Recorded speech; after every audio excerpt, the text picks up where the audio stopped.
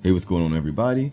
You know how we do it, so let's just get into it today. Our topic today is what is your red line?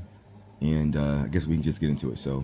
Um, I'm more so speaking today specifically to the people that voted for Trump or did not vote for Kamala, or voted for anyone else other than Kamala, rather, uh, about, I guess, in doing so, to me, I think it reflects in some way that you have hope for what Trump is going to do. You know what I'm saying? Like, you couldn't possibly fear that he was going to do every negative thing he said, because I feel like if you did, you would have done something differently. But in some way, do you have some hope that things won't be as bad as everyone says it is? That it's just going to be politics as normal. Like, maybe a couple bad things will happen, but nothing so bad. Or you even hope that, hey, maybe he'll actually get some good things done.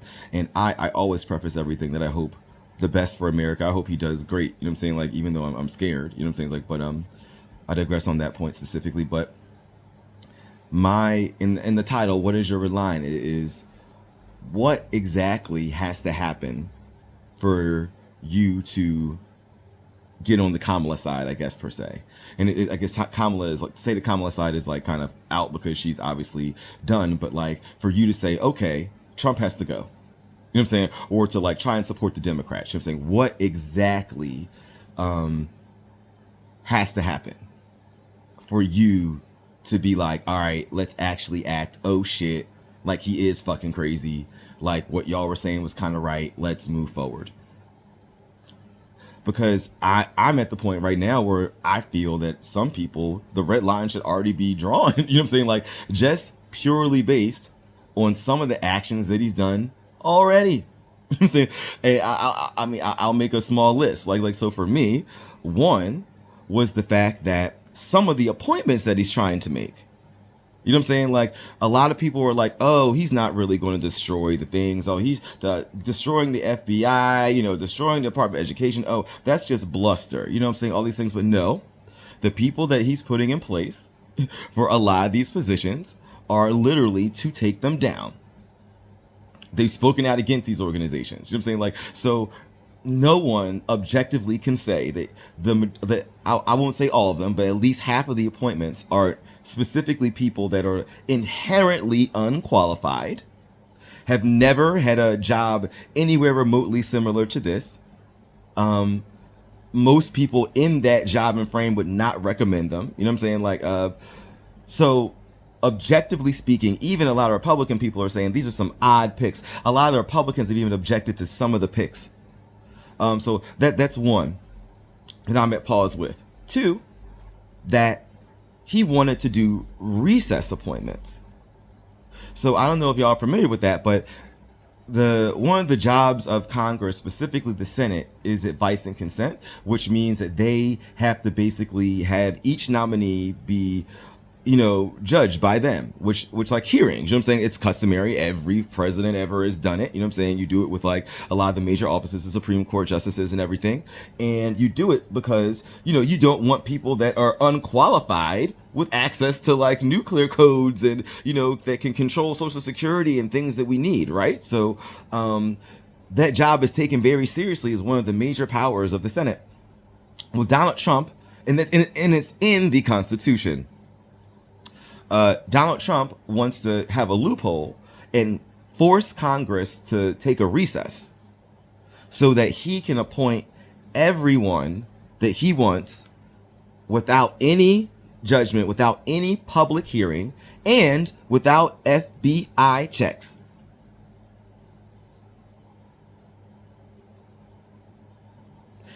That is very concerning to me. I was like, I don't care who you are.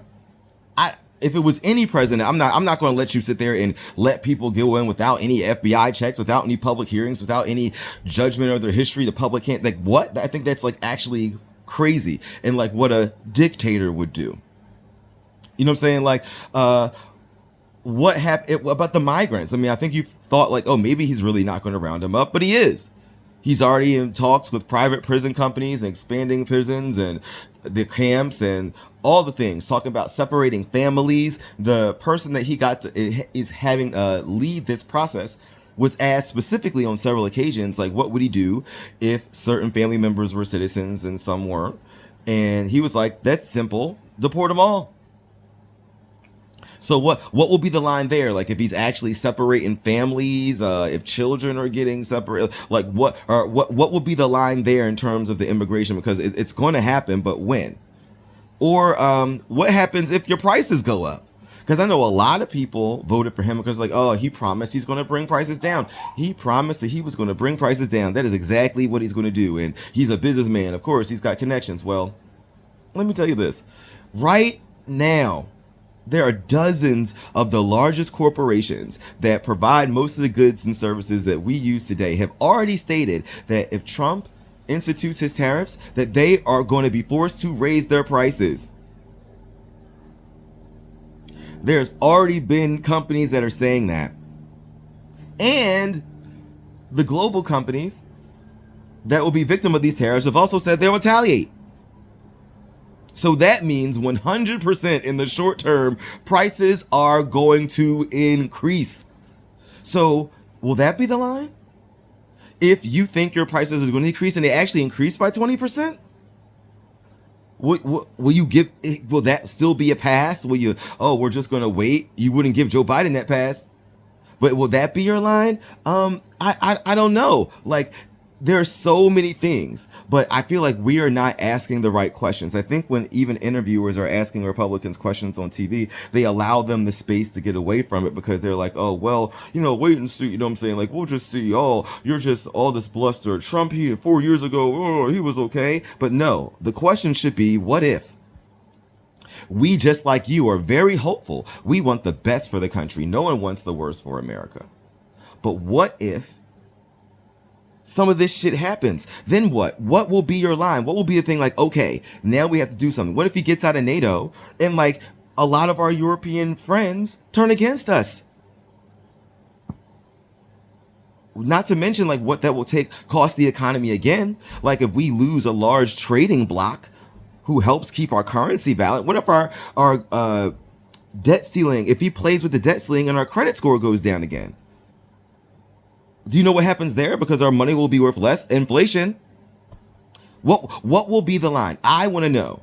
That is the question. When to those that are listening to this that are I think got some sense and they voted for Kamala and are on that side, ask those people that are on the fence, what will it take for them to be like, yo? Will it be when your child comes home and your school is told that like, hey, we don't teach Black history anymore. We don't teach Native American history anymore. We won't receive federal funding if we teach that. Will that be the line? I don't know. But you tell me. I just hope you're right and ask the right questions. We should demand the interviewers to ask the Republican politicians. Every single Republican politician should be on record saying what their line will be. That should be the only question we should be asking people. Fuck everything else.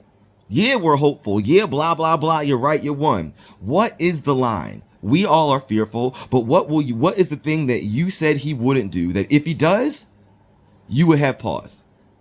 We need to know that because the fear is there won't be anything. The fear is that nothing that he does will cause pause, and that even though he'll fail and fail, people will just continue to give him pass after pass after pass after pass, excuse after excuse. But no, that's why we need to know right now. Don't allow it to be that way. Draw the line in the sand. Call them out. Make them stand 10 toes down on this. I think that'll be the only way that we can really solve stuff. It's just like, yo, like this is absolute direct hypocrisy. Like you crossed your own line. It's like, so hopefully this, provokes some thought. Please challenge these people. You know what I mean? Like, until next time.